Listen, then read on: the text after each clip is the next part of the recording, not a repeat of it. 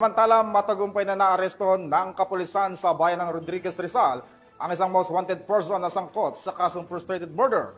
Nakatutok dyan si Patrolwoman GB Marie Pamoso. Ng pinagsanib na puwersa ng Rodriguez Municipal Police Station at 404th A Maneuver Company RMFB-4A ang isang regional level most wanted person sa isinagawang operasyon noong August 12, 2025, dakong alas 6 ng gabi sa Barangay San Jose, Rodriguez, Rizal. Kinilala ang suspect sa alias na Aini Doroteo o Vincent, 34 anyos at residente ng Antipolo City. Siya ay naharap sa kasong frustrated murder batay sa warrant of arrest na inisyu ng RTC Branch 174 San Mateo Rizal noong April 14, 2023 na may kaukulang rekomendadong piyansang 200,000 pesos para sa kanyang pansamantalang kalayaan.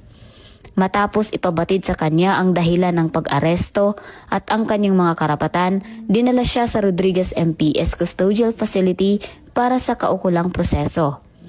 Ang matagumpay na pagkakaaresto sa nasabing akusado ay bahagi ng pinaigting na kampanya ng Rizal Police Provincial Office laban sa mga individual na matagal nang pinaghahanap ng batas. Mula dito sa Calabarzon, ako ang inyong Police News Network Correspondent, Patrolwoman Jevie Marie Famoso, alagad ng batas, tagataguyod ng balitang pulis.